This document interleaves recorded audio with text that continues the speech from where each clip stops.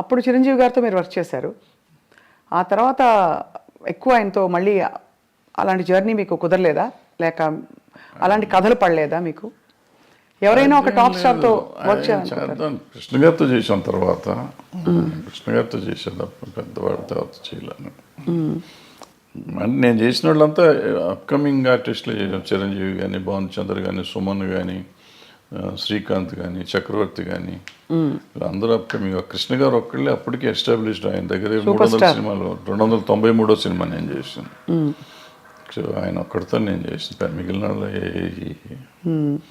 మీకు ఎక్కువ సక్సెస్ ప్రొడ్యూసర్గా వచ్చిందా సార్, డైరెక్టర్గా వచ్చిందంటారా మీ దృష్టిలో? బికాస్ ప్రొడ్యూసర్గా మీరు మంచి సూపర్ హిట్లు కొట్టారు. అంటే నాకు పెద్దగా రెండిట్లోనూ రాలేదు నిజం చెప్పాలంటే. ప్రొడ్యూసర్గా మొదటి 2 సినిమాలు బాగా హిట్లు ఇచ్చాను. బాగా హిట్ ఇచ్చారు. కోతల రేడు, మొగుడు. డబ్బులు బాగా వచ్చాయి సార్?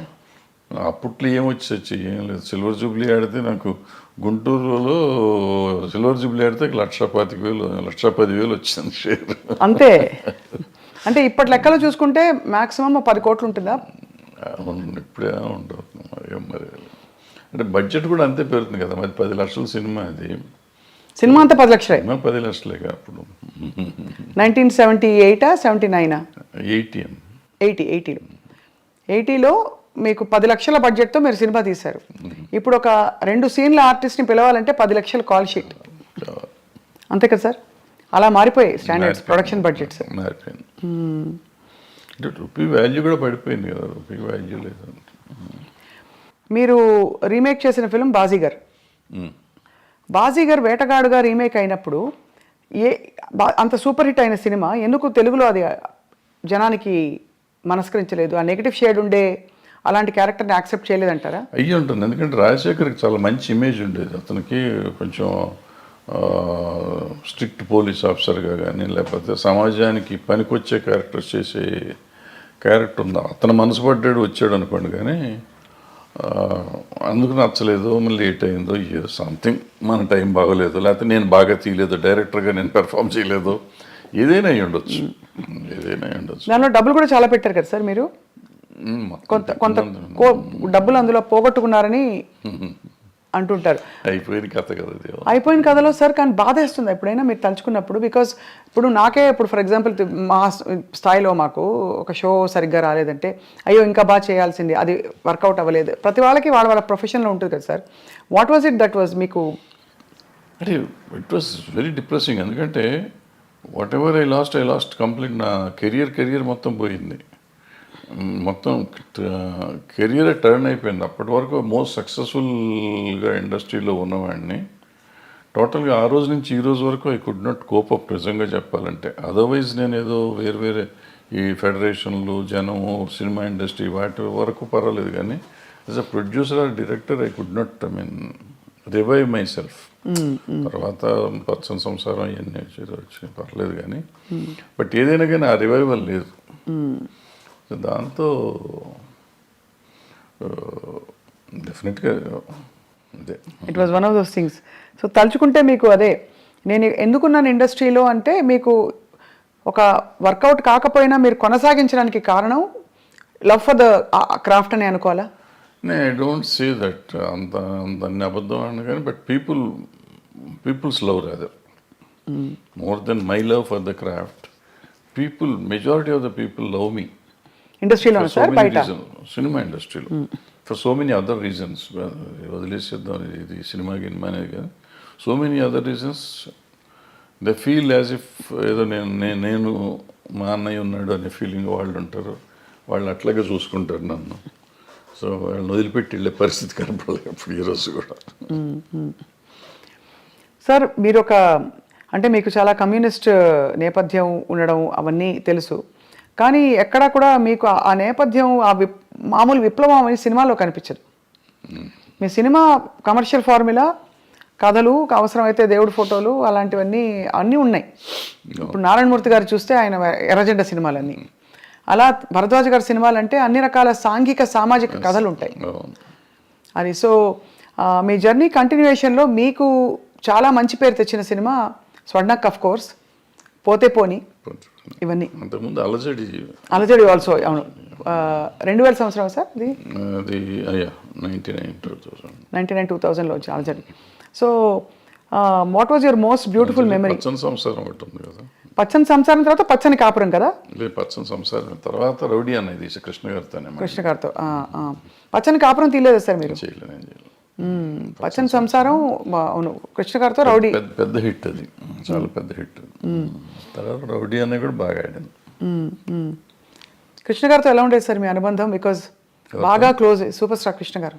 బాగుంటుంది. ఈ రోజుకి ఇంక ఇవాళ కూడా వాళ్ళ ఆఫీస్లోనే కూర్చున్నాం కదా. ఫ్యామిలీతో చాలా బాగుంది. మీ పాత్రల్ని పండించిన ఆల్ టైమ్ బెస్ట్ స్టార్ ఎవరు సార్? బెస్ట్ హీరో కానీ యాక్టర్ కానీ? రఘు గారు మొదలుకొని చిరంజీవి గారు. నాకు చిరంజీవి గారు కొత్తలో ఆయన అప్పుడు కొత్తగా వచ్చిన ఆర్టిస్ట్, ఆల్మోస్ట్ హీరోగా ఫస్ట్ పిక్చర్ అది. సో ఆయన అద్భుతంగా చేసాడు దాంట్లో. మొగుడు గవాళ్ళు ఆ క్యారెక్టర్ కొంచెం డిఫరెంట్ క్యారెక్టర్, అద్భుతంగా చేశాడు అది కూడా. సరే కృష్ణ గారు సరే, భానుచందర్ అలజడిలో అద్భుతంగా చేశాడు. నరేష్ అందులో క్యారెక్టర్ ఒకటి ఉంటాను, ఫ్యాంటాస్టిక్ చేశాడు అతను. దీంట్లోకి వచ్చేటప్పటికి పచ్చని సంవత్సరంలోకి వచ్చి నిరోష క్యారెక్టర్ ఒకటి అద్భుతంగా ఉంటుంది, ఆ అమ్మాయి నిలబెట్టేసిన సినిమా. అట్లా ఏ సినిమాకి ఆ సినిమా. పోతే పోనీకి వచ్చేటప్పటికి ఆ అమ్మాయి సింధుతులని చాలా బాగా. సింధుతులని శివబాలాజీ. శివబాలాజీ. రోజా, స్వర్ణక్కులో రోజా. ఏ సినిమాకి ఆ సినిమా బాగానే చేశారు. స్వర్ణముఖి ఆడలేదు కానీ పాపం సంగవి కూడా చాలా బాగా చేసింది ఆ సినిమాలో. Who was the most beautiful sir? మీరు ఫోటోలు ముందు చూసేవారు కదా, తర్వాత ఇంకా తప్పనిసరిగా మీరు డైరెక్ట్గా చూడవలసి ఉంది కదా, అప్పుడు కొంచెం కంఫర్టబుల్ అయ్యారా మీరు? 5-6 సినిమాల తర్వాత కంఫర్టబుల్. కష్టం. Is it the way your brought up? మీరు మీ పెంపకమా మీ స్వతహాగా మీ ఏదో అయ్యి ఉంటుంది, పెంపకమే అది. సో ఈ క్రమంలో సార్ మీరేమో అంత సిగ్గు బిడియం ఒక వాతావరణం నుంచి వచ్చారు. ఇండస్ట్రీ అనగానే ఒక చాలా ఫ్రీ స్పిరిటెడ్నెస్ ఇవన్నీ కనిపిస్తూ ఉంటాయి. సో మీరు మిమ్మల్ని అలాగే అట్టే పెట్టుకున్నారా, లేక పరిస్థితులతో భరద్వాజ్ గారు కూడా కొంచెం అడాప్ట్ అయ్యారా? లేదు, చాలా తక్కువ. ప్రాబ్లీ 25% అడాప్ట్ అయ్యి ఉంటాను, నాట్ 75%, 25%. టు సమ్ ఎక్స్టెంట్ కొన్ని అడాప్ట్ అవ్వకపోతే బాగా సర్వైవ్ అవ్వలేం కదా. అవునవునవును. Like what sir for example? అంటే కొంచెం సోషల్గా ఉండడం, సోషలైజింగ్. సోషల్గా ఉంటుంది అంతవరకు. అది కూడా నేను పార్టీ బర్డ్ని కాదు, నేను బయటకు వెళ్ళను. ఎక్కడికి వెళ్ళరా సార్? ఫంక్షన్స్ అయ్యేవా ఆ రోజుల్లో? సినిమా ఫంక్షన్స్ ఎక్కువ? ఫంక్షన్స్ అంటే మాకు అప్పుడు ఆడియో ఫంక్షన్స్ అటువంటి, లేకపోతే సినిమా ఓపెనింగ్లు అట్లా ఉండే, అంతే తప్ప వేరే ఉండే. ఈవినింగ్ పార్టీస్ అయితే లేదు ఎప్పుడు? నెవర్. సార్ ఇప్పుడు చాలామంది సినిమా ఇండస్ట్రీ నుంచి సీనియర్స్ అయిపోయిన వాళ్ళందరూ, లేదు ఇంకా సినిమాలు అయిపోయిన డైరెక్టర్లు బయట వచ్చి భాష్యం చెప్తున్నారు. అప్పట్లో వాళ్ళతో వీళ్ళు వాళ్ళతో అని. ఇప్పుడు మనకి నేను పేర్లు చెప్పను, బట్ మీకు అర్థమైపోయి ఉంటుంది ఎవరి గురించి మాట్లాడతారో. వాళ్ళు చాలా అంటే ఆల్మోస్ట్ ఎపిసోడిక్గా చెప్తున్నారు, ఇలా అయ్యేది ఆ రోజు, ఇలా అయ్యేదని. వ్యక్తిగత జీవితాల గురించి కూడా కామెంట్ చేస్తున్నారు. అంటే ప్రతి మనిషికి వ్యక్తిగతం ఉంటుందమ్మా. ఇప్పుడు ఇట్లా ఉంటే ఇట్లాగే ఉండేవారు, ఇట్లా ఉండేవారు కాదు. వ్యక్తిగతంగా రకరకాలుగా ఉంటారు మనుషులు. సో దాని వ్యక్తిగతాన్ని గురించి ఇప్పుడు మనం మాట్లాడటం కూడా అనవసరం. ప్రతి మనిషికి ఒక పర్సనల్ లైఫ్ ఉంటుంది. ఆ పర్సనల్ లైఫ్ కొంతమంది ఈ సినిమాల్లో మామూలుగా ఇప్పుడు ఈ కాస్టింగ్ కోచ్ అనేదో చెప్తూ ఉంటారు చూడండి. అవునవును. అది అందరూ చేస్తారంటే అందరూ చేయరు. ఇప్పుడు ఇవన్నీ కూడా మీరు చెప్పింది కానీ నేను చెప్పింది కానీ 1% టు బిలో 10% ఉంటారు అటువంటి. మీరు ఇండస్ట్రీ చూసారు కదా, అంతే సార్. ఏ హీరోయిన్ ఎంత స్థాయి హీరోయిన్ అయినా సరే కాస్టింగ్ కౌచ్కి ఒప్పుకోకపోతే అసలు హీరోయిన్ అయ్యే ప్రసక్తే లేదు అని ఒక మాజీ డైరెక్టర్ గారు ఒక బహిరంగ స్టేట్మెంట్ కాదు, ఒక ఇంటర్వ్యూలో చెప్పారు ఆయన. చెప్తూ ఉండొచ్చు, తప్పే ఉంది. వాళ్ళ నమ్మకం అయి ఉంటుంది, లేదా వాళ్ళ జరిగిందేమో, ఆయన చేసిన పని చేసిన కంపెనీల్లో అట్లా జరిగి ఉండొచ్చు. ఆయన ఎక్స్పీరియన్స్ ఏంటో మనకు తెలియదు కదా. నా ఎక్స్పీరియన్సు, నేను ఇన్ని సినిమాల్లో ఉన్నాను, ఇన్ని రోజుల నుంచి నేను ఉన్నాను. ఆల్మోస్ట్ 50 years అవుతాను నేను ఇండస్ట్రీకి వచ్చి. 50 yearsలో I have never seen that, to be frank. ఇది అబద్ధం కాదు, నిజం. ఇన్ఫ్యాక్ట్ నాకు రివర్స్ నేను ఎక్స్పీరియన్స్ చేశాను. ఫర్ ఎగ్జాంపుల్ ఎలా రివర్స్ అంటే ఏంటి సార్? వాళ్ళు they offer themselves, girls, women. అంటే ఆఫర్ అంటే సర్వైవల్ కోసం అంటారా? ఇంతే పాపం. వాళ్ళకి ఏముంటుంది, భయం. మనం ఏంటో తెలియదు కదా. సో ఇటువంటిది అయ్యి ఉంటుందిలే మనం ఆఫర్ చేసేద్దాం, ఆయన అడగటానికి సిగ్గుపడుతున్నాడు, మనమే ఇచ్చేస్తే పోతుంది కదా అనే ఫీలింగ్లో అలా ఉన్నారా సార్ హీరోయిన్స్? అందరూ ఎవరో ఒకళ్ళు ఉంటారమ్మా. ఇప్పుడు వీళ్ళు అడిగారు అన్న ఎంతమంది తక్కువ మంది ఉంటారో అట్ట అడిగే వాళ్ళు కూడా అంతే తక్కువ ఉంటారు. That's why I'm telling you. You're giving a parallel, అది అర్థమైంది. బట్ అలా బిట్వీన్ 1 to 10% ఉంటారు తప్ప. అప్పట్లో సెల్ ఫోన్స్ ఏవి ఉండేవి కాదు కదా సార్. ఏముండదు. అలా అడగడం ఎలా తెలిసేది మరి వీళ్ళకి? అంటే కబురు పెడతారా? డైరెక్ట్గా అడగటమే ఇవన్నీ, డైరెక్ట్గా అడగటమే. అడిగేవాళ్ళు అనేవాళ్ళు డైరెక్ట్గా అడగటమే. ఎటు అడిగినా, వీళ్ళు అడిగినా వాళ్ళు అడిగినా, వాళ్ళైనా పెద్ద దానికి మొహమాటం సిగ్గులు ఏముండవు.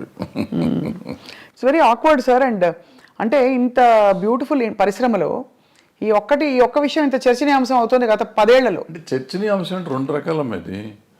ఇప్పుడు పిచ్చి ముందా పెళ్లి ముందా అంటే ఇప్పుడు ఇద్దరికి ఇష్టమైతే ఇప్పుడు అడగగానే లొంగిపోతారు అనేది కూడా నేను నమ్మను. అన్లెస్ వాళ్ళకి ఒక అవసరం, నేను దీంట్లో సర్వైవ్ అవ్వాలంటే ఇది అయితేనే అవుతుంది అనుకుంటే లొంగొచ్చు. లేదంటే ఎందుకు లొంగుతారు వాళ్ళు? అలాంటి ఏమంటారు మ్యూచువల్ బెనిఫిట్ కోసం జరిగితే జరగాలి తప్ప నేనేదో ప్రతి వాళ్ళు ఇట్లా చేస్తారంటే జరిగేది కాదు.